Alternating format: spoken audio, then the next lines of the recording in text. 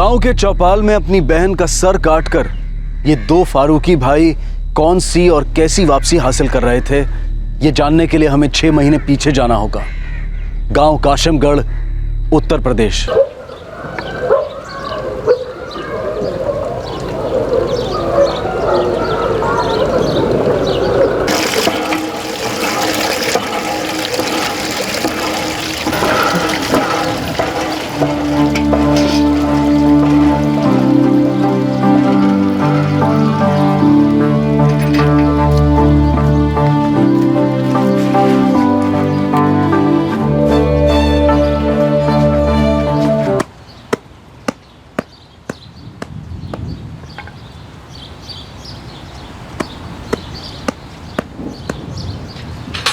अमीना, 2 बाल्टी पानी और लेके आ।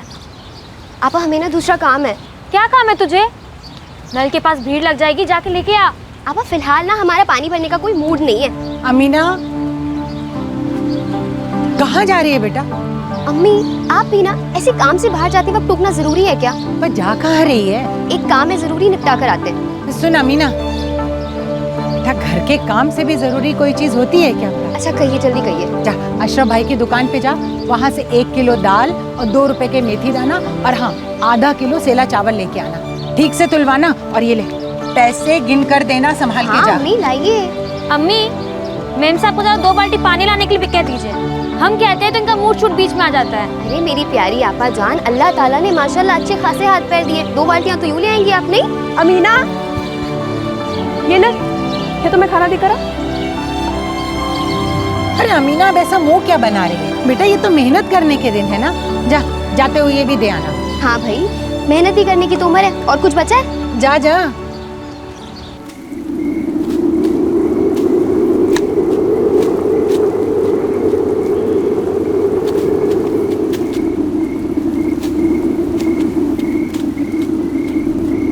नाविद भाई, साहिल भाई, खाना लाए आपके लिए। यहाँ पर रख दे क्या? हाँ वहीं रख दे। खा लीजिएगा, ठीक है? हम जा रहे हैं। हाँ खुदा हाफिज। हाँ खुदा हाफिज। नावेद भाई, इसके पैर नहीं पंख हैं, जब देखो तब उड़ती रहती। सही कह रहे हो। पता नहीं किस बात की इतनी जल्दी रहती है इसे। खुद पूरे दिन तितली की तरह यहाँ वहाँ उड़ती रहती है और पूरे घर को भी नचाती रहती है।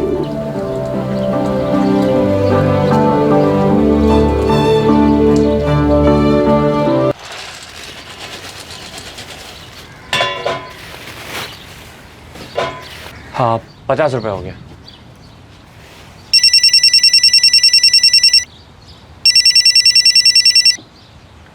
अरे आ रहा हूँ मियाँ, आ रहा हूँ, थोड़ा सब्र तो करो यार। ठीक है शाकिर जी, दुकान का ध्यान रखना, आता हूँ।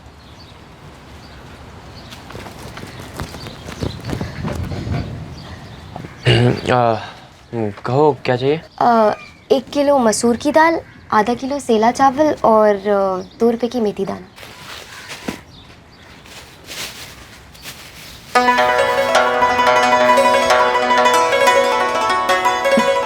ऐसे क्या घूर रही हो? आंखों से चीर दोगी क्या? अरे मेरे हीरो, तू परमिशन दे देना तो कच्चा चबा जाऊं तुझे कोफ्ते की तरह। कर बेशरम कहीं भी। ये ले। अच्छा अम्मी से बात की? हाँ की। तो कब आ रही है हमारे घर? पहले तुम्हारे अब्बू से बात करेंगे, उसके बाद तुम्हारे घर आएंगे। अब तक क्यों नहीं आई? आ जाएंगे। देखो शकील में हम हमारी ट्रेन नहीं छूटने देंगे। हाँ, आज शाम तक का वक्त है आपके पास। आपकी अम्मी हमारे घर पर रिश्ता लेकर आ जानी चाहिए, वरना हम खाने पे अब्बू से कह देंगे कि तुम्हारी अम्मी से हमारे रिश्ते की बात कर ले। बस समझ गए ना? अमीना, अमीना सुनो।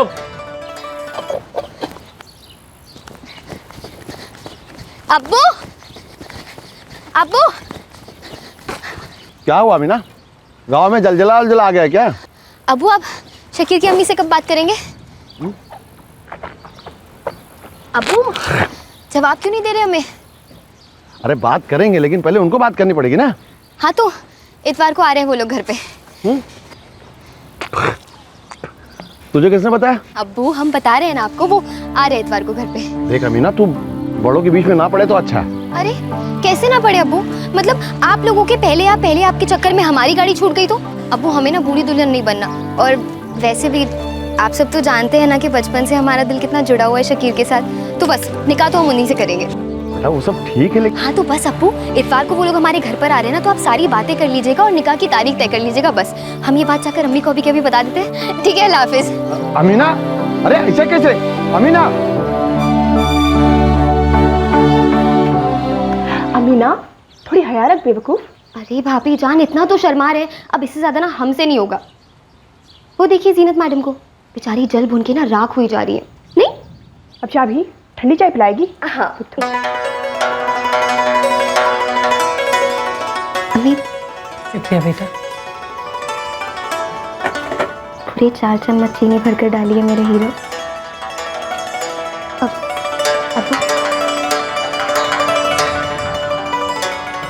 भाईजान,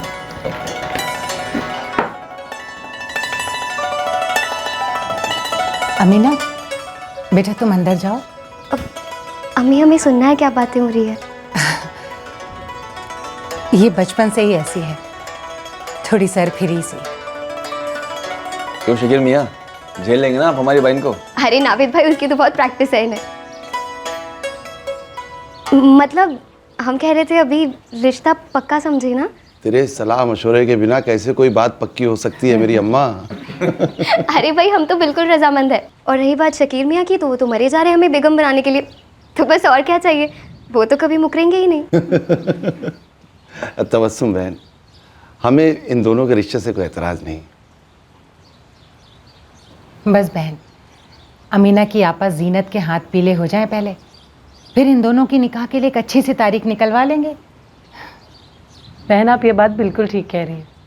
बड़ी बहन के निकाह से पहले छोटी बहन का निकाह कैसे हो सकता है? और ये दोनों तो बचपन से खेले कूदे हैं साथ में, इनकी कौन सी गाड़ी वाड़ी छूटे जा रही है? क्यों?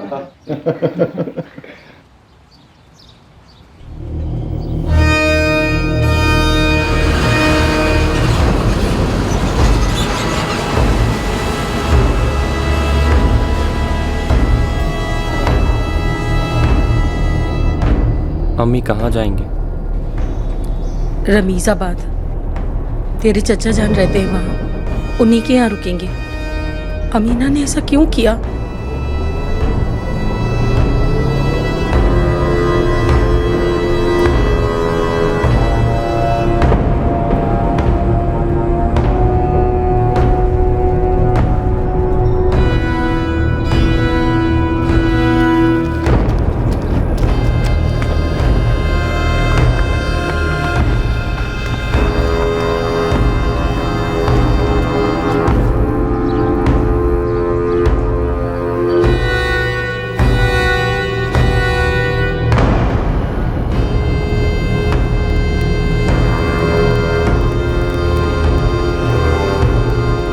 नाविद, कहाँ जा रहा है तू? पता नहीं। गांव मत ही जाना, पुलिस किसी भी समय पहुंच सकती है, समझा? अमीना है साहिब, हमारे गांव के सलीम फारूकी की बिटिया। किसने किया ऐसा? वो सब उसी के दोनों भाइयों ने मिलकर बड़ी बेरहमी से मार डाला उसको, नावेद और साहिल फारूकी। साहब वो अमीना को वहां से घसीटते हुए लाए थे। हम सब हक्का बक्का रह गए, मुंह से एक लफ्ज भी नहीं निकला। फिर नावेद ने अमीना का सर हाथ में लेकर के गांव वालों को धमकाया भी साहब। ये दोनों फारूकी बंधु चले कहाँ गए? बाकी के परिवार के लोग कहाँ हैं लड़की के? वो तो भाग गए साहब। गांव की चौपाल पर दिन दहाड़े सबके सामने लड़की को मार डाला, सबने देखा, लेकिन किसने उन्हें पकड़ा नहीं, किसने उन्हें रोकने की कोशिश नहीं की। क्यों? पूरा का पूरा गांव मिला हुआ है क्या उनसे? नहीं साहब, हमें लगा उनका निजी मामला है। कौन सा निजी मामला है? गांव की चौपाल तक घसीटा गया, फिर गला काटकर सुलझाया गया। गांव की बाकी लड़कियों को भी धमकियां दी गई और किसने आवाज तक नहीं उठाई उनके खिलाफ। साहब हम कबूल करते हैं कि उन दोनों ने बहुत बड़ा गुनाह किया है, लेकिन ये लड़की, ये अमीना भी ऐसी बेकार की जिद किए बैठी थी कि। हाँ साहब, पूरी बिरादरी की नाक कटा रही थी, इसे घर वापस आना चाहिए था। कहां से घर वापसी होनी चाहिए थी अमीना की?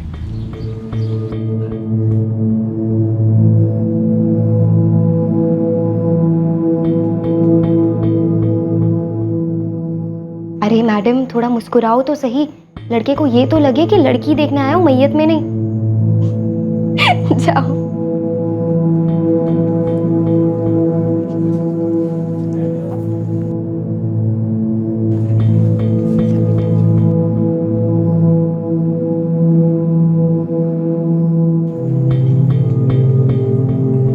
हमारी बिटिया आपका घर बहुत ही अच्छे से संभाल लेगी। पढ़ लिख भी लेती है थोड़ा बहुत।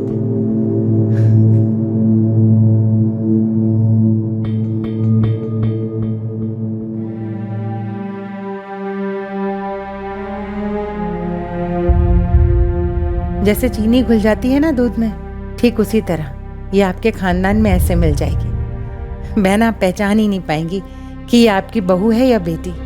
हमारी दोनों बेटियां घर काम में बहुत मजी हुई हैं, और फिर जीनत तो खाना भी बहुत अच्छा बना लेती है। तो लियाकत भाई, हाँ समझे इस रिश्ता को, निकाह की तारीख पक्की करें। सलीम भाई, हमने तो देख ही लिया है जीनत को, जरा अपने परिवार वालों की भी राय ले लें। एक हफ्ते का वक्त दो हमें, आज ही तो देखा है, एक दिन में ऐसे थोड़ी ना होती है। अब्बू अब तो 4 महीने हो गए, आप लोग जीनत के लिए लड़का देखे जा रहे हैं, कुछ हो ही नहीं रहा है। अल्लाह की मर्जी है बेटा, हर चीज का एक सही वक्त होता है। पर अब्बू, कहीं पर ये तो नहीं लिखा है ना कि छोटी बहन की शादी बड़ी बहन से पहले नहीं हो सकती? लिखा तो नहीं है, लेकिन होता भी नहीं है, रिवायत है। अब्बू मान लीजिए खुदा ना खास्ता अगर बड़ी बहन का निकाह कभी हो ही ना, तो इसका मतलब क्या ये है कि छोटी बहनों का भी निकाह कभी ना हो, वो बिन ब्याह ही रह जाए?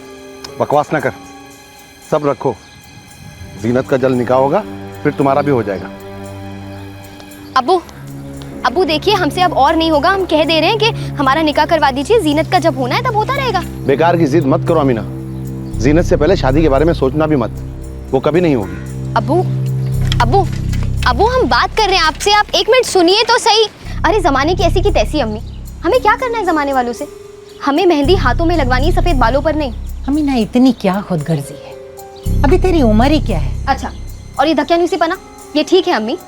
अरे अगर जीनत को कोई लड़का पसंद नहीं कर रहा है तो उसमें हमारी क्या गलती है? हम तो बस इतना कह रहे हैं कि हमारा निकाह करवा दीजिए, फिर ढूंढते रहिएगा इनके लिए शहजादा आप। बस कर बेशरम, तुम्हारे जैसे तो नहीं है ना हम, तो किसी भी लड़के के गले पड़ जाए। ख्याल है हमें अपने अम्मी अबू और भाइयों की इज्जत का।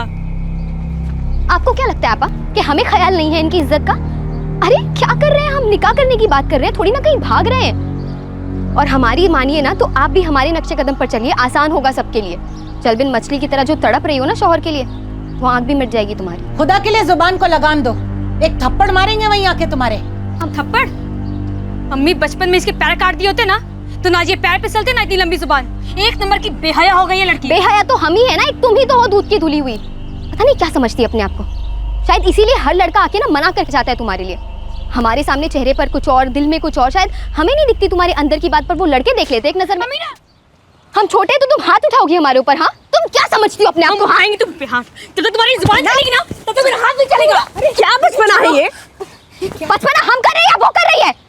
हाथ उठाएगी हम पर?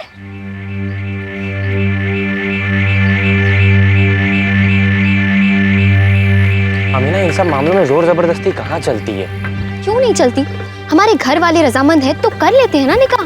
तो तुम्हारे घर वालों ने कहा है ना तुम्हें सब्र रखने को, तो रखो सब्र। क्यों रखे हम सब्र? देखो शकीर, हमसे नहीं होगा, हमें दुल्हन बनना है, वो भी आज।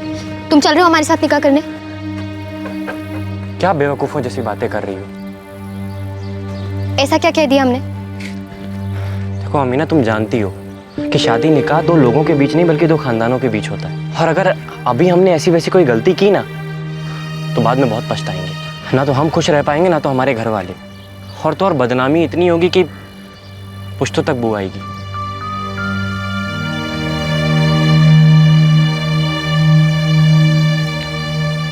अमीना बेटा, जरा समझा करो, छोटी वाली का निकाह अगर बड़ी वाली से पहले हो जाता है तो जमाना सोचता है कि जरूर बड़ी वाली में कोई खोट है, फिर तो उसका निकाह होने से रहा। और अगर वाकई में कोई खोट हो तो उसका निकाह हो ही ना, तो उसमें छोटी बहन का क्या कसूर है भाईजान? लेकिन अपनी जीनत में तो कोई खोट नहीं है ना। हाँ, कुछ वक्त लगेगा उसके लिए एक ढंग का लड़का ढूंढने के लिए, और घर में 2-3 बार तो ये बात हो चुकी है ना कि पहले जीनत फिर अमीना, फिर क्यों बार बार ये बात उठा लेती हो? क्योंकि हमसे इंतजार नहीं हो रहा है। अमीना, तुम एक काम करो, तुम घर के कामों में टूट पड़ो, मन लगा के घर का हर काम सीख लो, इससे एक तो वक्त गुजर जाएगा और ऊपर से तुम्हारी आने वाली ज़िंदगी भी बेहतर हो जाएगी शकीर के साथ। पर हाँ, इस मसले पर इस घर में दोबारा कोई बात नहीं होगी। किसी की नहीं सुनी इसने, बस अपनी जिद पर अड़ी रही, कर दिया सब उल्टा पुल्टा। अब कल शाम की ही तो बात है।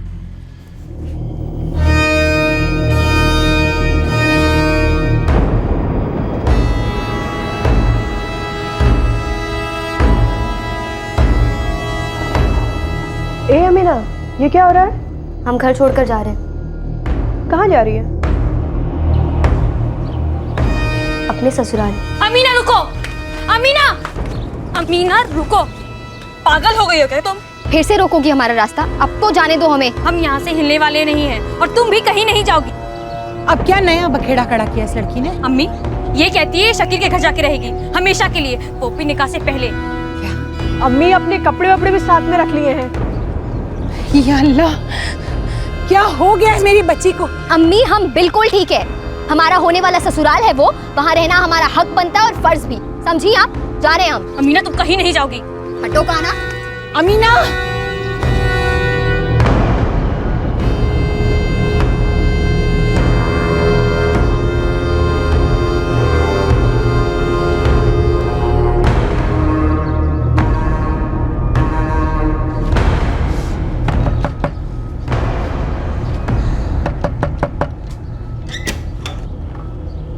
अरे अमीना।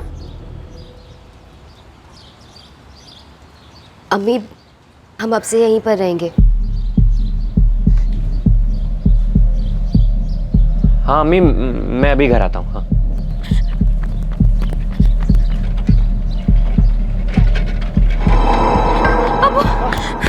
क्या हुआ जीनत?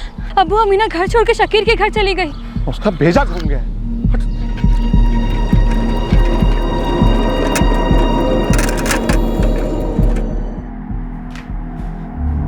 अमीना ये क्या है? मतलब तुमने तो हद कर दी है। देखो अब तुम कुछ ना बोलो, हम उस घर में वापस नहीं जाएंगे। अमीना बेटा ऐसे थोड़ी ना होता है, तुम अचानक यहाँ ऐसे। बेटा तुम एक दिन भी यहाँ रुकी तो हम दोनों खानदानों पर कितनी आफत आएगी तुम्हें अंदाजा भी है? अम्मी आप तो बड़ी है ना, आप मौलवी साहब को बुलाकर हम दोनों का निकाह पढ़वा दीजिए, और फिर मजाल है किसी की जो हमें यहाँ से जाने के लिए कह दे।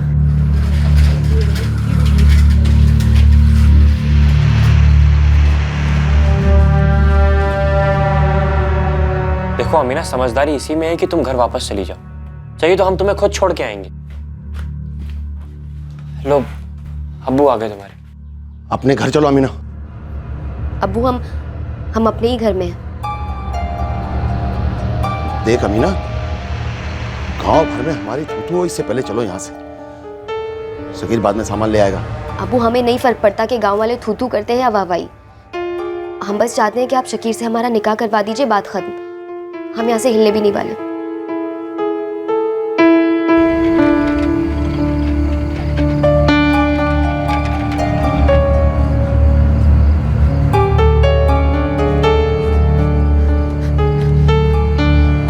अमीना कहाँ है? माथा घूम गया है लड़की का, कोई बात मानती ही नहीं। हाय अल्लाह, अगर गांव वालों को किसी को पता लगा कि अमीना निकाह से पहले अपने होने वाले शौहर के घर रात भर रही तो हम गांव वालों को क्या मुंह दिखाएंगे? अब तो हो गया हमारा निकाह, बदचलन लड़की की बदचलन आपा, थप्पा लग जाएगा। अब क्या करें? एक काम करते हैं, जायदा और मैं सरपंच साहब के पास जाते हैं। जावेद भाई अब आप ही कोई सलाह दीजिए, करें तो क्या करें? सलीम भाई, आप और हम चलते हैं तबस्सुम के घर, हम बात करते हैं बच्ची से, शायद मान जाए।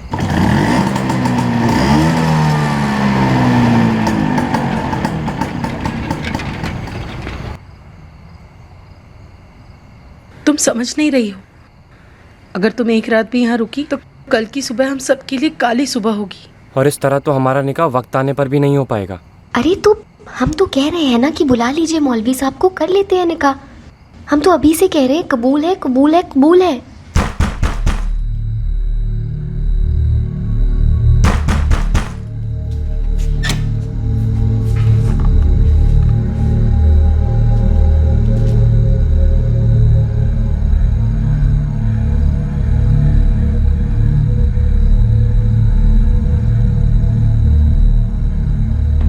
नहीं मानी साहब। फिर हमने कहा सलीम से कि इसे 1-2 दिन वहीं रहने देते और गांव में किसी को नहीं बताते। जब इसकी जिद का बुखार उतरेगा तो चुपचाप शाकिल ले आना। सर,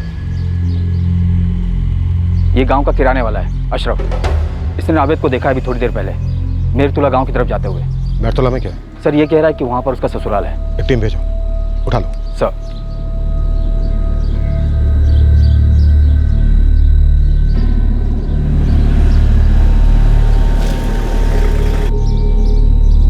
साहब, वो रहा नावेद।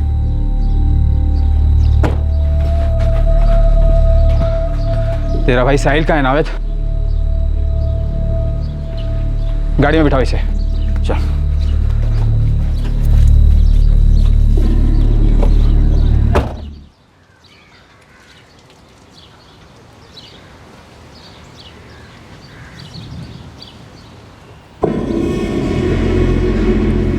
अरे ये वही है ना साहिल फारूकी, मुस्तफ़ा के खेत में जो काम करता है? हाँ, क्यों? इससे पुलिस ढूंढ रही है। ऐसा क्या किया इसने? आपको नहीं पता? इसने अपनी बहन का गला काट डाला बीच चौपाल पर।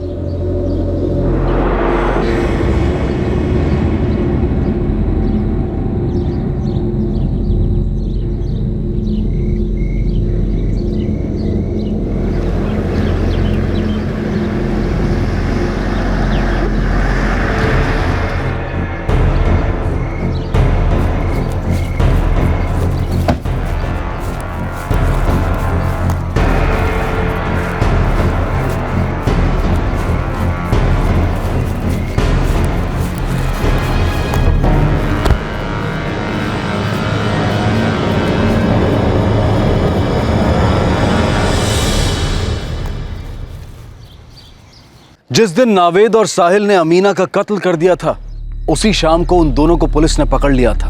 वो दोनों दूर तक भाग नहीं पाए थे, पर एक रात पहले जब अमीना रात भर घर नहीं लौटी तो वो रात फारूकी खानदान के लिए समझो कयामत की रात थी। खुद सरपंच जी भी फुसफुसा सकते हैं और उनकी बेगम, मतलब वो तो बिल्कुल भी चुप नहीं बैठेंगी। हमने तो अपना मुंह तक नहीं खोला अम्मी, पर आपको बता दे वो शहनाज जो है वो आई थी, 1000 सवाल पूछ रही थी, कैसे अमीना बिना निकाह किए अपने ससुराल चली गई वगैरह वगैरह। पता नहीं ये लड़की इतनी जिद्दी कैसे हो गई।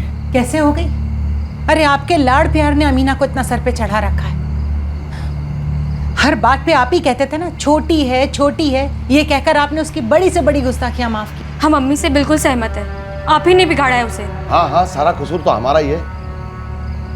दिन में 12 घंटे घर से बाहर रहते, रिक्शा चलाते, खून जलाकर पसीना बहाते, और तुम लोग तो घर में रहते हो ना, काबू में नहीं कर पाए उसे।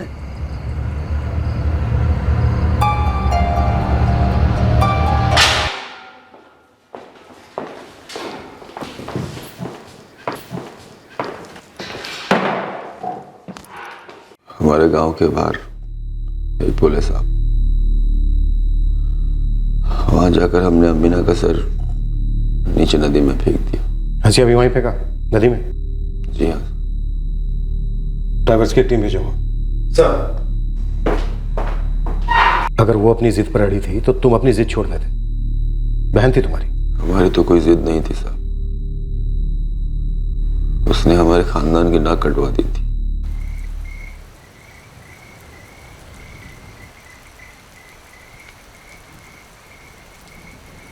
अरे नावेद, तुम्हारी बहन घर वापस नहीं आई?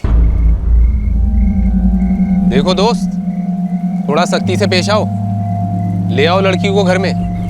वैसे भी गांव में ये बात आग की तरह फैल गई है कि लड़की रात भर घर से बाहर थी। देखो सलीम मियाँ, कुछ भी हो पर लड़की को इतनी छूट नहीं देनी चाहिए। अरे निकाह होने वाला है, हुआ तो नहीं ना, और शाकिर के घर रात भर। तौबा। देखो मियाँ, जमाना मर्दों का है, शाकिर पर तो कोई आंच नहीं आएगी, सारी उंगलियां लड़की पर ही उठेंगी और बदनामी उसके घर वालों की होगी।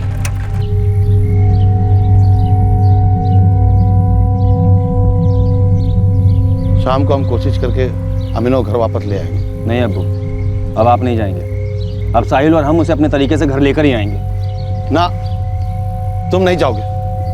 अमीना और तुम भाई बहन सब एक जैसे हो, गुस्से वाले, एकदम जिद्दी, मामला और बिगड़ेगा। अब्बू जिद एक चीज होती है और बेहयाई दूसरी। और ये अमीना अपनी खुदगर्जी के झंडे गाड़ रही है। अब्बू हमने आज तक कोई ऐसी हरकत नहीं की जिससे शर्म से आपके गर्दन झुक जाए, लेकिन इस अमीना ने आज वो हरकत कर दी है। और अब्बू खुदा ना खास्ता शाकिर मुकर गया तो कौन करेगा अमीना से निकाह?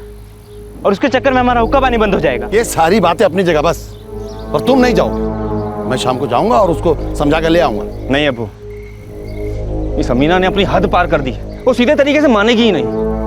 उसे साहिल और हम अपने तरीके से ही घर लेकर के आएंगे और फिर उसे तमीज और हया की तालीम भी देनी है। चलो साहिल।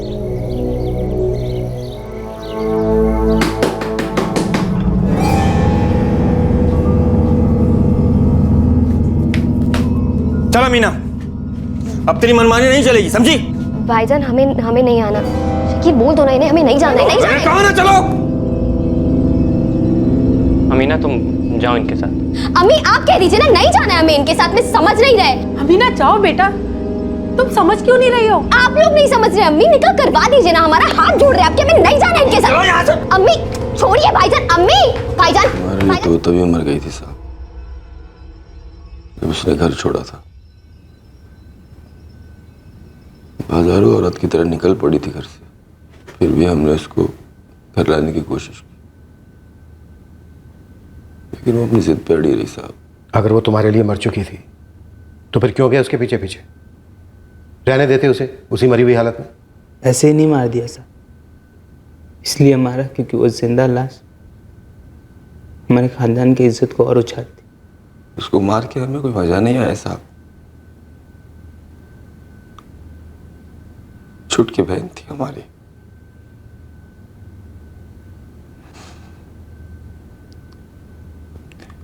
इन हाथों को पकड़कर उसने चलना सीखा था साहब।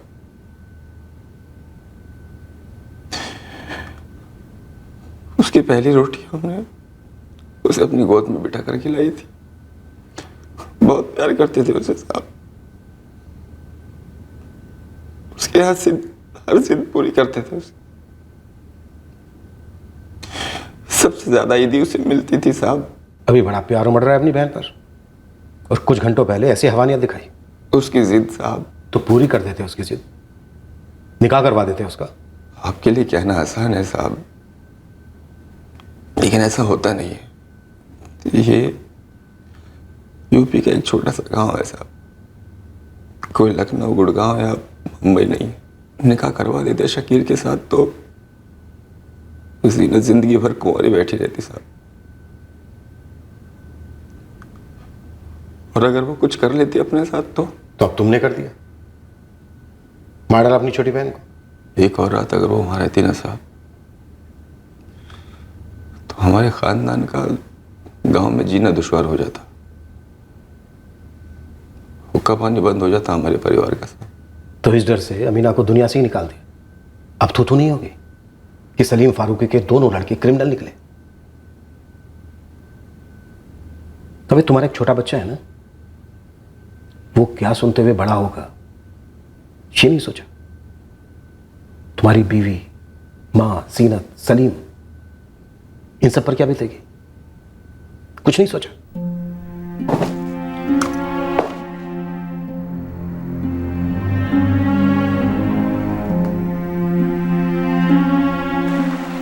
नदी के जिस हिस्से में नावेद ने अमीना का सर फेंकने की बात कही थी, वहां काफी ढूंढने के बाद भी पुलिस को ना तो अमीना का कटा हुआ सर मिला और ना ही मर्डर वेपन। नावेद और साहिल की गिरफ्तारी की खबर सुनते ही फारूकी परिवार के बाकी सारे सदस्य गांव लौट आए। तबस्सुम और शकीर भी अपने घर को लौटे। काफी समझाने के बाद सलीम ने अमीना का धड़ स्वीकार किया और उसे दफना दिया।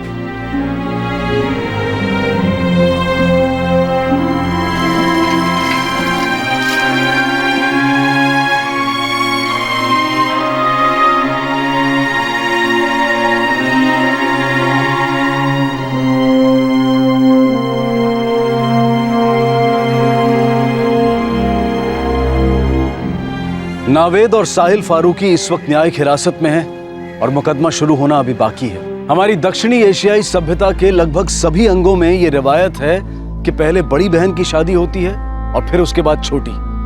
लेकिन क्या ये रीत, ये रिवायत पत्थर की लकीर है। माना कि समाज की रजामंदी काफी मायने रखती है।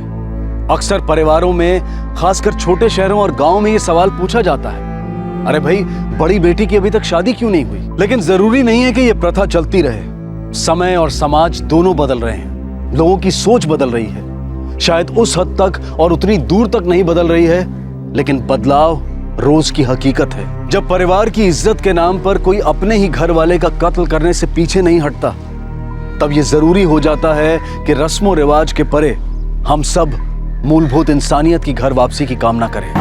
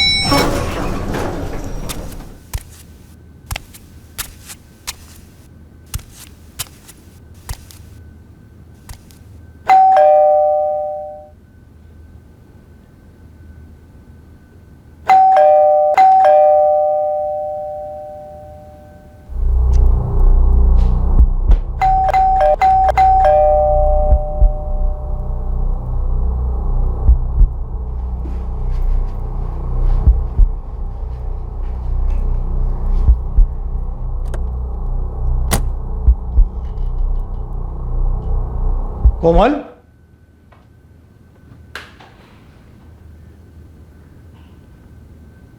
कोमल, कोमल, कोमल,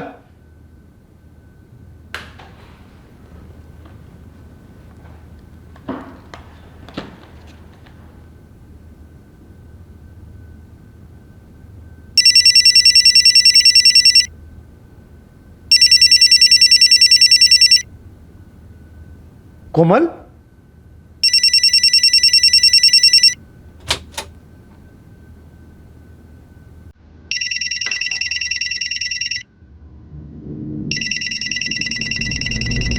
कोमल, कोमल,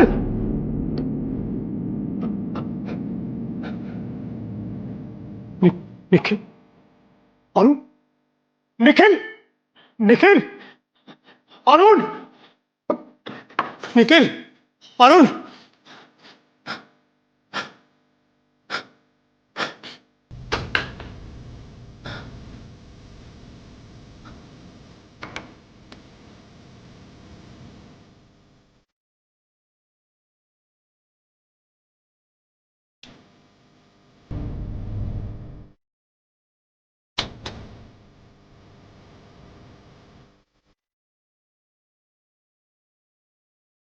ये देखने में अंदर गया सर तो मनोज जी, ऐसा लगता नहीं है कि कुछ चुराया गया है आपके घर से? कुछ पता नहीं है सर। कुछ सर, कोई फोर्स्ड एंट्री नजर नहीं आ रही। दरवाजे के लॉक्स तोड़े नहीं गए। मैंने डोरबेल बजाई, कोई रिस्पॉन्स नहीं था, तो मैंने अपनी चाबी से घर का दरवाजा खोला और अंदर आ गया। पहले मैंने किचन में देखा, वहां कोई नहीं था, तो मैंने कोमल को फोन किया। रिंग जा रही थी सर, यहां बेडरूम से, तो मैं भागकर अंदर गया तो वो वहां पर पड़ी हुई थी। सर, मर्डर वेपन हो सकता है।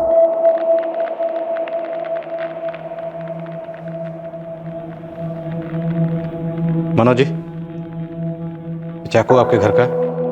जी सर। शेखर, इसे फिंगरप्रिंट्स के लिए भेजो। सर, फर्स्ट हैंड कंक्लूजन ये कहता है कि कातिल कोई जान पहचान का ही रहा होगा, जिसके लिए घर का दरवाज़ा खोला गया।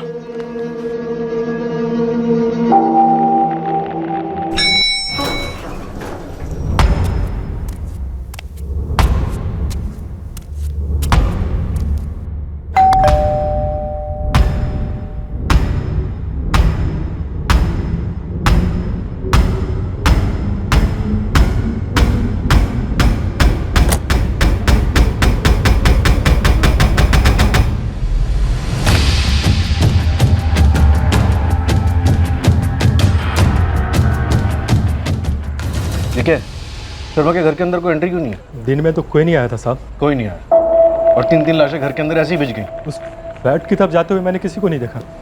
मैं तो पूरे दिन यहीं बैठा था साहब। पूरे दिन इधर ही बैठते?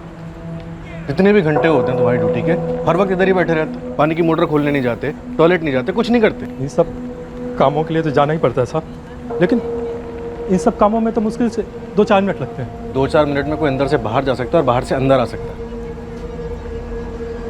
सीसीटीवी कैमरा है सोसाइटी में? सेक्रेटरी साहब बोल रहे थे कि लगाने वाले हैं। नाम क्या है तेरा? पंचम दास। सच सच बता, शर्मा के घर के अंदर कौन गया था? मैं सच कह रहा हूँ साहब, मैंने किसी को जाते हुए नहीं देखा। सिर्फ मनोज साहब गए थे 1 घंटे पहले, इसके अलावा मैंने किसी को नहीं देखा। मैं बिल्कुल सच कह रहा हूँ साहब। कोमल पर कोई सेक्सुअल असॉल्ट? नहीं सर। बच्चों पर? नहीं। अभी 9:15 हुए हैं, तो तकरीबन शाम के 4-4:30 बजे? हाँ सर। मुझे लगता है जब वॉचमैन सीट छोड़कर गया होगा तब कातिल फटाफट फ्लैट में घुस गया होगा या घुस गए होंगे, क्योंकि सोसाइटी के रजिस्टर में फ्लैट की कोई भी एंट्री नहीं है। और बाहर भी तभी निकला होगा या निकले होंगे जब वॉचमैन अपनी सीट पे नहीं था। मतलब सर मर्डर्स काफ़ी जल्दी में किया गया।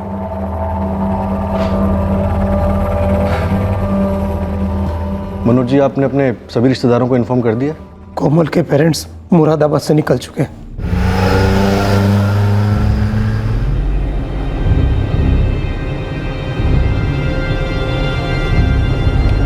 कोमल की छोटी बहन पूजा आगरा में रहती है, उसे भी बता दिया। क्या? ये क्या बोल रहे हैं जीजू आप? कब हुआ ये? कैसे? जीजू मैं अभी निकल रही हूँ। निखिल और अरुण आपके साथ है ना? क्या?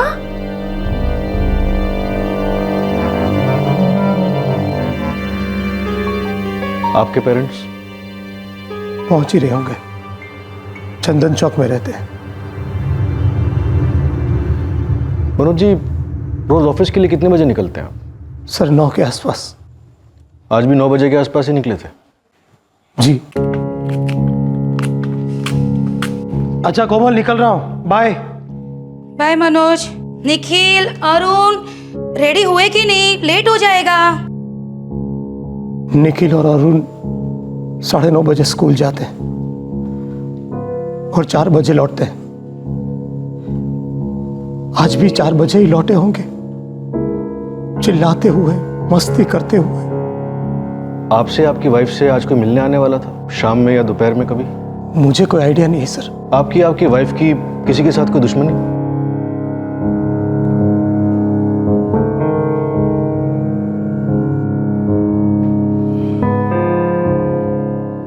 अवस्थी, खोदो, पता लगाओ पति पत्नी के बीच कोई माजरा तो नहीं था। पति पत्नी के बीच में सीरियस प्रॉब्लम की वजह से पति ने पत्नी का कत्ल कर दिया। इस तरह के केसेस हमने बहुत देखे, पर क्या कोई बंदा अपनी पत्नी के साथ साथ अपने छोटे छोटे मासूम बच्चों का भी कत्ल कर सकता है? बच्चे स्कूल से जस्ट लौटे होंगे सर, स्कूल के जूते उतारे, बैग रखा और बस कहानी खत्म। अगर पति पत्नी के बीच में किसी तरह की कोई अनबन थी तो घर में नौकर या आस पड़ोस में किसी को कुछ तो पता होगा। क्रियाक्रम के बाद सबसे डिटेल क्वेश्चनिंग करते हैं सर। और इस मनोज शर्मा और कोमल शर्मा के फोन रिकॉर्ड्स भी निकलो।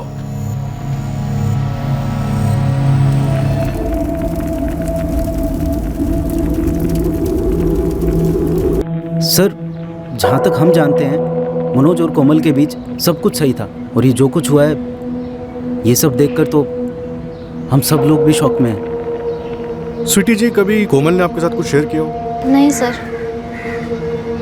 हम दोनों काफ़ी अच्छे दोस्त थे, दुनिया भर की बातें शेयर करते थे, लेकिन उसने अपनी फैमिली प्रॉब्लम कभी डिस्कस की ही नहीं।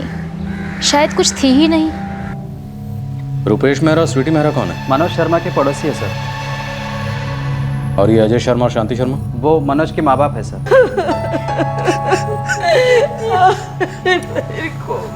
ये सब क्या हो गया अजय जी? अनर्थ हो गया, सब बर्बाद हो गया। मनोज इकलौता? जी सर। और ये जयप्रकाश और मालती मिश्रा कोमल के माँ बाप? हाँ सर। ये पूजा अग्रवाल और तन्मय अग्रवाल? पूजा विक्टिम कोमल की छोटी बहन है सर, और तन्मय अग्रवाल पूजा का बेटा।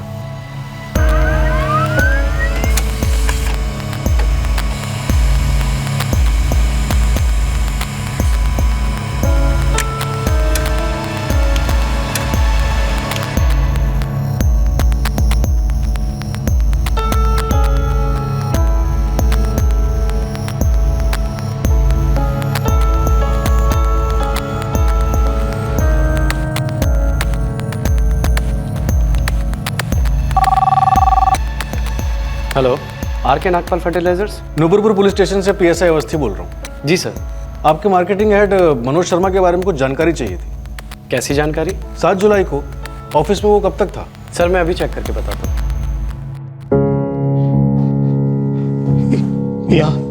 यहाँ पड़ी हुई थी वो। फिर मैं निखिल और अरुण के बेडरूम में गया। वो दोनों बाथरूम में।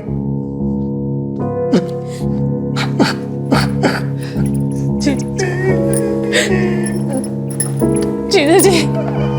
सर मनोज और कोमल के फोन रिकॉर्ड्स क्लीन है। जान पहचान वाले से बात हुई? पड़ोसियों से बात हुई थी सर। मनोज का कोई अफेयर नहीं है।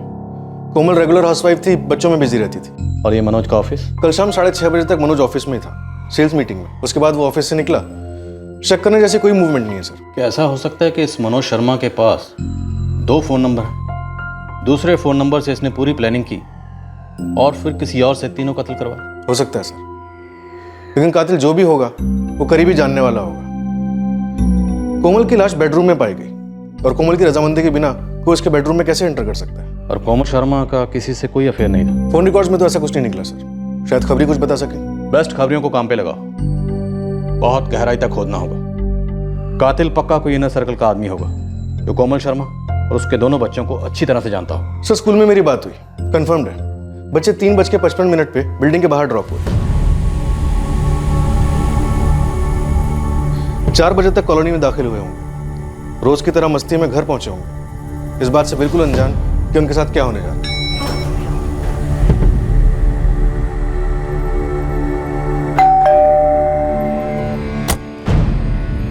हाय। घर में एंटर हुए होंगे और बैग्स रखे होंगे और उसके बाद स्कूल के जूते उतारे होंगे।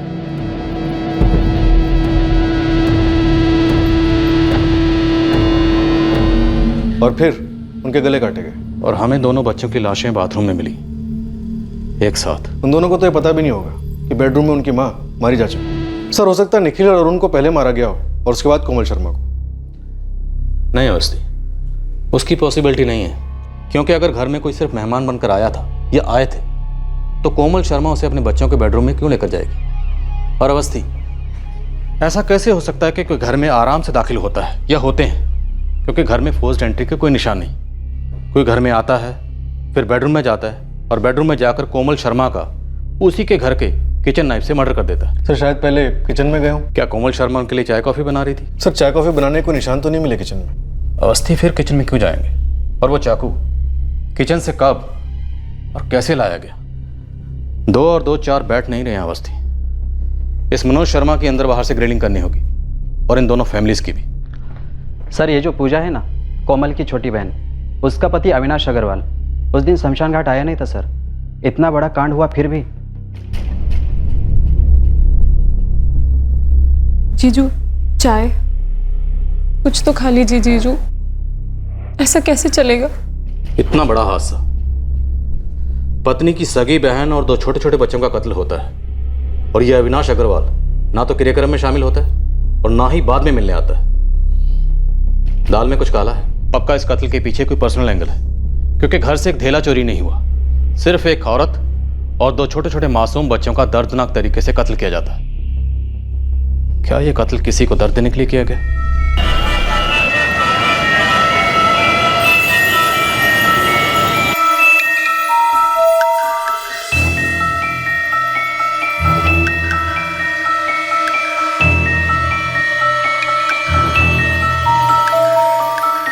जयप्रकाश जी, मैं ये पूछना चाहता हूँ कि आपकी बेटी और दामाद के बीच में किसी तरह की कोई अनबन तो नहीं थी? कोई पारिवारिक झगड़ा या कोई सीरियस इशू जिसकी वजह से ये सब हुआ? बिल्कुल नहीं सर, दोनों में बड़ा प्यार था। 11 साल हो गए थे दोनों की शादी को। जयप्रकाश जी, अगर सब कुछ ठीक था, दोनों में प्यार था, तो फिर अचानक सब कुछ बर्बाद कैसे हो गया? तो अचानक एक दोपहर को आपकी बेटी कोमल और आपके नवासों का कत्ल हो जाता है और आपके दामाद मनोज शर्मा को इस बात की भनक तक नहीं है कि उसका घर, उसकी जिंदगी किसने उजाड़ दी। और सर आप समझते हैं कि मैं ये बता सकूंगा कि वो दरिंदा कौन था?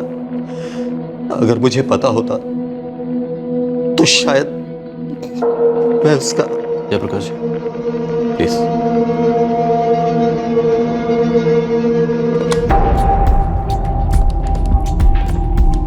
number you have called is currently switched off. Tiwari, ji sir. इस अविनाश अग्रवाल का कोई दूसरा नंबर है क्या? उनकी पत्नी पूजा ने तो यही नंबर दिया सर। जयप्रकाश जी, आपके दूसरे दामाद अविनाश अग्रवाल। उसका क्या सर? आपकी बेटी पूजा और अविनाश अग्रवाल की शादी कब हुई? 8 साल पहले। आपके दूसरे दामाद अविनाश अग्रवाल आपकी बेटी कोमल शर्मा के अंतिम संस्कार में नहीं आए, कोई खास वजह? सर, मेरी पत्नी ने पूजा से पूछा था। पूजा, अविनाश कहाँ है? अंतिम संस्कार पे भी नहीं आया। मैंने तो बोला था मम्मी, उन्होंने कहा कुछ काम में अटके हुए हैं। जीजू मैं अभी निकल रही हूँ। निखिल और अरुण आपके साथ है ना? क्या?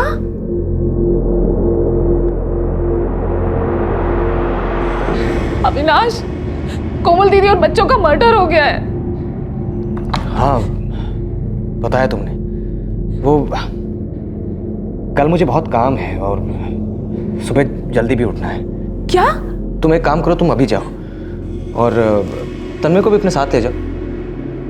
मैं अपना काम निपटाकर कल आता हूँ। उनका फोन आउट ऑफ रीच जा रहा है मम्मी, शायद किसी काम में बिजी होंगे। ऐसा भी क्या काम था आपके दूसरे दामाद अविनाश अग्रवाल को कि वो दूसरे दिन भी गायब रहे?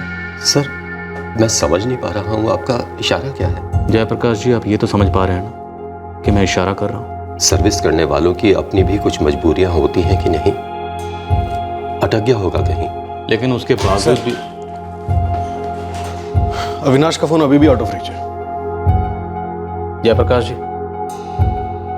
आपका पूरा विश्वास है कि आपकी दोनों बेटियों की शादीशुदा जिंदगी में कोई परेशानी नहीं थी, कोई प्रॉब्लम नहीं थी? कहीं आप हमसे कुछ छुपा तो नहीं रहे? इतना तो आप जानते ही होंगे कि सच को खामोशी में लपेटना भी कानून की नजर में झूठी माना जाता है। कमाल कर रहे हैं आप। बेटी खोई है, 2 छोटे छोटे नवासे खोए हैं मैंने, और आप है कि मुझ पर ही झूठ बोलने का आरोप लगा रहे हैं।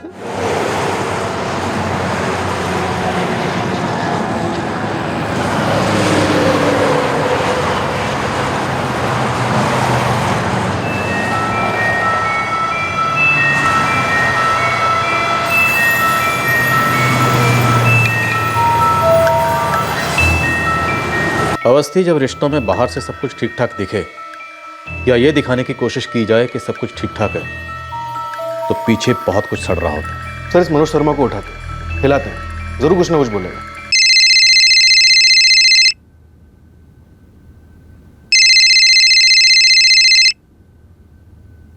जीजू, आपका फोन। मैं तुमसे कुछ कहना चाहता था दोस्त।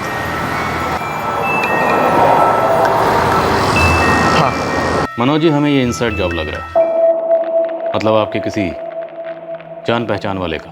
अब कातिल एक था या एक से ज़्यादा, जो भी था, लेकिन इतना तय है कि वो जो भी था आपकी पत्नी कोमल और आपके दोनों बेटे अरुण और निखिल को करीब से जानता था, शायद बहुत करीब से। तो बताइए, अपनी पत्नी और दोनों बच्चों का कत्ल क्यों किया? आप इतनी घटिया बात सोच भी कैसे सकते हैं? कातिल को उसके किए की सज़ा दिलवाने के लिए हम कुछ भी सोच सकते हैं, कुछ भी कर सकते हैं। बहरहाल, आप ये बताइए कि आपका साड़ू अविनाश अग्रवाल आपकी पत्नी कोमल के क्रियाक्रम में शामिल क्यों नहीं हो? कत्ल हुए 2 दिन हो गए, लेकिन वो मिलने तक नहीं है। मैंने पूजा से पूछा था, वो बोली काम में बिजी है वो। घर के 3 करीबी लोगों का कत्ल हुआ, जिसमें 2 छोटे मासूम बच्चे शामिल थे। इतना क्या बिजी? सच कहूं सर? सच ही कहिए। अजीब तो मुझे भी लगा वो नहीं आया। चलो, कोमल उसे पसंद नहीं थी, लेकिन बच्चे। कोमल पसंद नहीं थी मतलब? बोलिए। नहीं सर, आप जैसा सोच रहे हो वैसी बात नहीं है। तो कैसी बात? वो हमारी फैमिली और पूजा की फैमिली के बीच में उतना अच्छा नहीं था। क्या अच्छा नहीं था? रिश्ता। मनोज शर्मा, इससे पहले कि हम आगे बात करें, मैं आपको एक बात क्लियर कर दूं। अगर आपका इरादा हमें कोई मनगढ़ंत कहानी सुनाकर गुमराह करने का है, तो आपकी जानकारी के लिए बता दूं, इस कुर्सी पर बैठ के मुझे बहुत लोगों ने झूठी कहानी सुनाई, और जो हमें झूठी कहानी सुनाता है उसका हम बहुत बुरा हाल करते हैं। मैं कोई कहानी नहीं सुना रहा हूं सर। दरअसल अविनाश कोमल से नाराज था।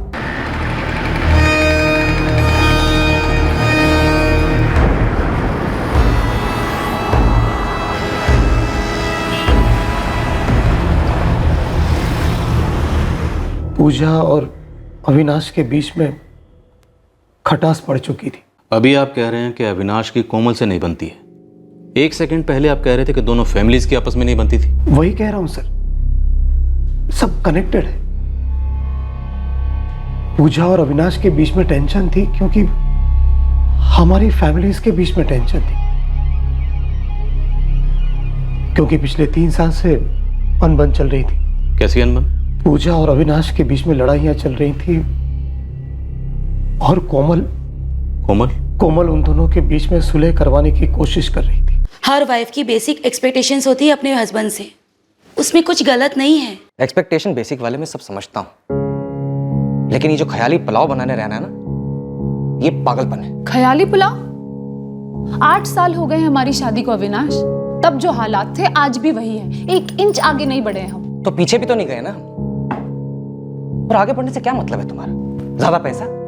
क्या करोगी क्या इतने पैसों के तुम? क्यों चाहिए तुम्हें इतने पैसे? और अगर पैसे से इतना ही प्यार है ना, तो go and find yourself a better job. जाओ नौकरी करो और दोनों हाथों से बटोरो पैसे। तो तुम में वो एम्बिशन क्यों नहीं है अविनाश? तुम जवान हो, पढ़े लिखे हो, अच्छा खासा कमा लोगे तो सबके लिए अच्छा ही होगा ना। तुम कोशिश क्यों नहीं कर रहे हो? क्योंकि मुझे अपनी जिंदगी जीनी है कोमल, मुझे पैसों की गुलामी नहीं करनी है। वाह, देख रही हो दीदी क्या जिंदगी जी रहे हैं हम लोग। मेरी एक ठीक ठाक जॉब है पूजा। मैं मानता हूं कि मैं मनोज जितना कमाता नहीं या फिर कोमल जितना पॉश घर नहीं है हमारा, लेकिन हम ठीक हैं पूजा। और ये बात अपने लालची भेजे में तुम डाल लो एंड स्टॉप कंपेयरिंग। मैं कंपेयर सिर्फ अपने आप से करती हूँ। 8 साल पहले और अब कोई चेंज नहीं आया है, सब कुछ वैसा का वैसा ही है। घर की हालत देखो, अपना सेविंग्स अकाउंट देखो, इन्वेस्टमेंट, कोई इन्वेस्टमेंट है हमारी? अरे इन्वेस्टमेंट तो दूर की बात, एक अच्छी छुट्टी पे भी नहीं गए आज तक। तुम वहां ऑफिस में सड़ते रहते हो और मैं यहाँ घर पे। सड़ना ही जिंदगी है? या मुझे बता दो, अगर सड़ना ही जिंदगी हो गई अब तुम्हारे लिए। देखो अविनाश, जमाना महंगाई का चल रहा है। कुछ देर के लिए तुम पूजा के नजरिए से जिंदगी को क्यों नहीं देखते? इतनी भी जिद ठीक नहीं है ना। रहने दो दीदी, ये आदमी जानबूझ के कुछ नहीं करता, सिर्फ मुझे परेशान करने के लिए। क्या मैं जानबूझ के कम कमाता हूँ? देख रही हो कोमल किस तरह बकवास करती है तुम्हारी बहन। एक बात ठीक से समझ लो तुम पूजा, कि हमारी चद्दर जितनी लंबी होगी उतना ही पैर फैलाएंगे, एंड दैट्स इट। कहाँ ये बाबा आदम के जमाने की बात लेकर बैठ गए? चद्दर के परे क्यों नहीं सोचते? अरे कुछ देर के लिए पूजा क्या चाहती है वो तो समझ लो, उसकी जरूरतों को पूरा करने की कोशिश तो करो। ऐसा तो नहीं है कि पूरी जिंदगी वो तुम्हारी गुलामी करती रहे।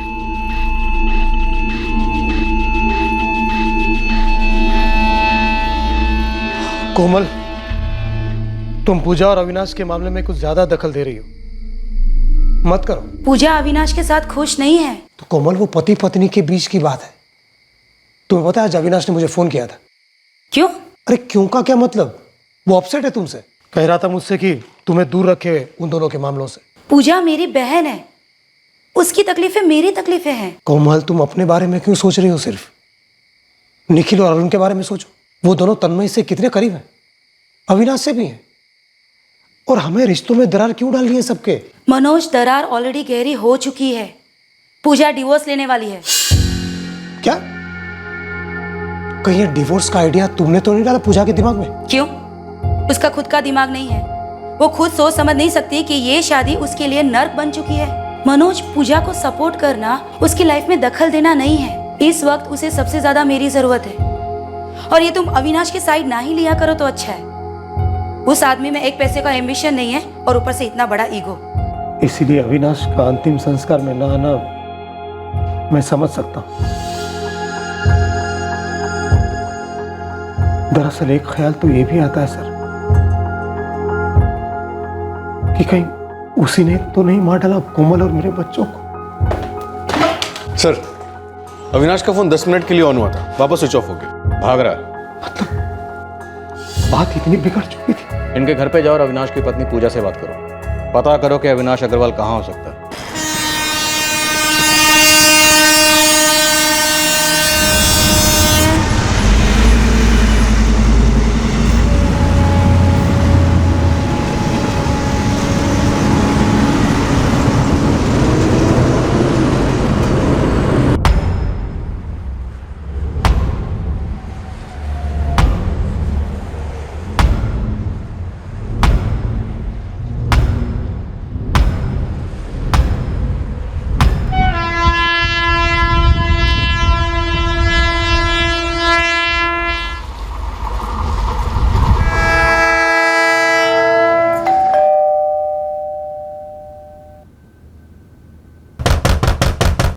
सर अविनाश का फ़ोन आउट ऑफ रीच है, कल से ऑफिस भी नहीं गया है। सर, आगरा पुलिस अविनाश के घर गई थी, लॉक है। आपके सास ससुर कहाँ रहते हैं? जी लखनऊ में रहते हैं। फ़ोन नंबर दीजिए उनका। 98 अविनाश का नहीं है सर। हो सकता है वो किसी और नंबर से फ़ोन कर रहा हो, लेकिन याद रहे आप इस वक्त पुलिस स्टेशन में हो, इस बारे में से कुछ मत बोलिएगा। बात करिए। जी हेलो, मिसेज पूजा अग्रवाल। जी बोल रही हूँ। UP XX23X7, ये आपके हस्बैंड की बाइक का नंबर है, अविनाश अग्रवाल की। जी हाँ, कहाँ है वो और आप कौन बोल रहे हैं? जी मैं PSI गोविंद बंसल बोल रहा हूँ, रेलवे पुलिस से। Railway police? आपके पास अविनाश की बाइक कहाँ से आई? मैडम, अविनाश की बाइक मुझे रेलवे ट्रैक के पास पड़ी मिली है। आपका नाम और नंबर उनके बटवे से मिला है जो लाश के बगल में पड़ा था। लाश? जी हाँ, लाश। शायद आपके पति की मौत ट्रेन के नीचे आने से हुई है।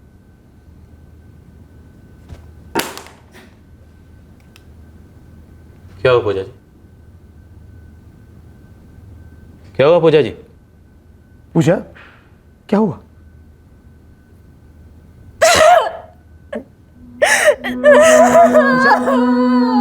पूजा, संभालो अपने आप को।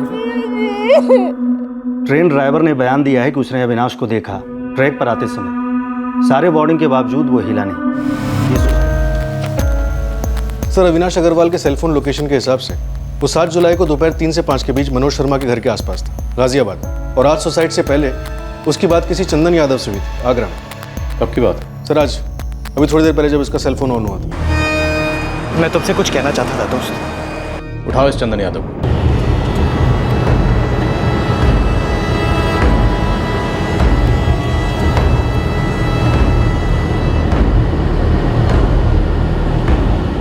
चंदन यादव अविनाश अग्रवाल का दोस्त था।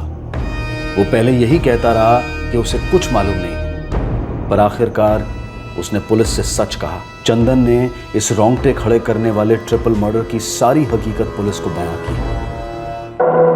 सर, मेरा यकीन कीजिए, मैं सच कहता हूं।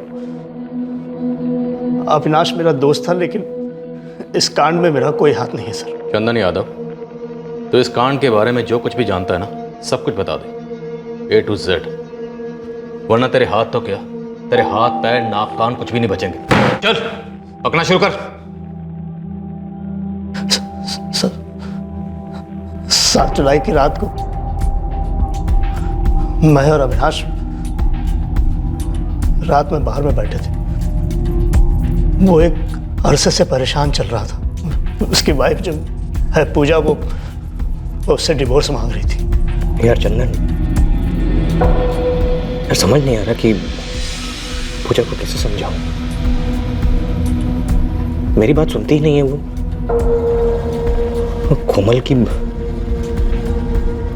कोमल ने सारी बकवास उसके दिमाग में डाल रखी है। सीधा ना कोमल और उसके हस्बैंड को पकड़, सामने बिठा और सीधे सीधे बोल दे कि भैया देखो, अपनी लाइफ से मतलब रखो, हमारी जिंदगी में दखल अंदाजी मत करो। हाँ, बोलकर समझाकर हो गया। काफी बार बोला भी उसे और समझाया भी। अबे तू एक बार अच्छे से समझा, मजबूत होकर बात करेगा तो ही बात बनेगी। अब कोमल दखलंदाजी कभी नहीं करेगी और ना ही अपना मुंह खोलेगी। मतलब? यार चंदन, तू रो क्यों रहा है? आज मैं कोमल के घर गया था उससे बात करने। हाँ तो हुआ क्या? सब खत्म हो गया है।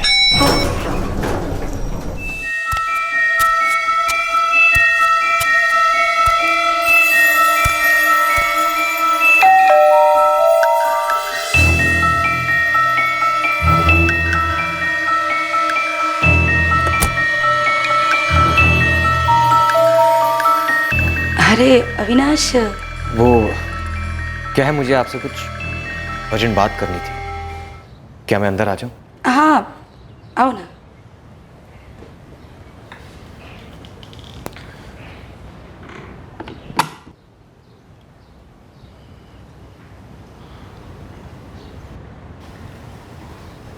बोलो। वो कोमल, बात क्या है कि मेरा ना सर बहुत दर्द हो रहा है। क्या एक कप चाय मिलेगी? हाँ हाँ, मैं अभी पूछने ही वाली थी, मैं लेकर आती हूँ।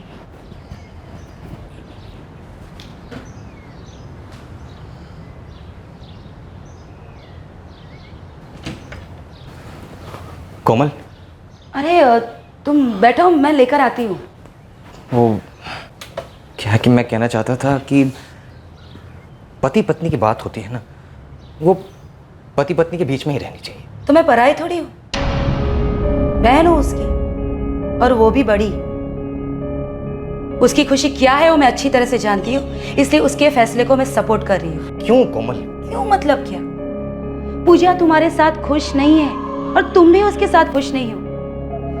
देखो अविनाश, डिवोर्स इतनी बुरी चीज नहीं है, तुम दोनों के लिए अच्छा है और तन्मय के लिए भी। और पूजा का ये फैसला बिल्कुल सही है। पूजा का ही तो फैसला नहीं है कोमल, ये तुम्हारा फैसला है। तुम मेरी, तन्मय की और पूजा की जिंदगी बर्बाद करने में तुली हुई। अविनाश बस, तुम्हारे साथ झगड़ा करने का मेरा कोई मूड नहीं है और मेरे पास समय भी नहीं है। बच्चे अभी आते होंगे, प्लीज तुम निकल जाओ। मुझे भी तुमसे लड़ना नहीं है कोमल, मैं भी थक गया हूं लड़ने से, बस बहुत हो गया। और उसी समय बच्चे भी वहां आ गए। यार चंदन, मुझे समझ में नहीं आया कि मैं क्या करूं। मैं उन्हें मारना नहीं चाहता था, नहीं मारना चाहता था। ये मैंने क्या कर दिया चंदन? यार बच्चों की तो कोई गलती भी नहीं थी। तुझे वहां किसी ने देखा तो नहीं? जब मैं वहां पहुंचा तो वॉचमैन अपनी सीट पर नहीं था, और जब मैं वहां से निकला तब भी वो अपनी सीट पर नहीं था। मुझे किसी ने नहीं देखा चंदन, सिवाय सिवाय सिवाय किसके? मेरे ज़मीर ने देख लिया यार, मुझे पहचान लिया, मुझे नंगा कर दिया मुझे। मैं इस खेत के साथ जिंदा नहीं रह सकता यार, कभी नहीं रह सकता। दरिंदा बन गया यार चंदन। तीन खून किए मैंने, उसमें से तो बच्चे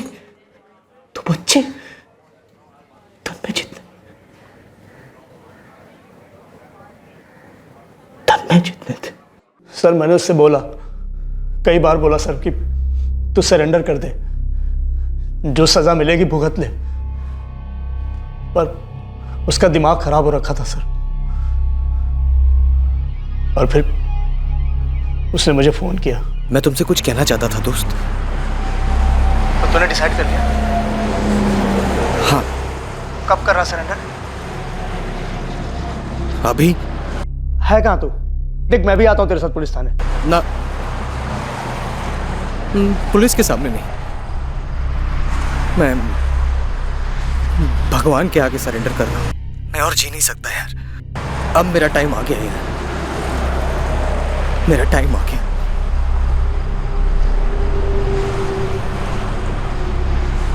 वाह चंदन यादव, दोस्त हो तो तुम्हारे जैसा।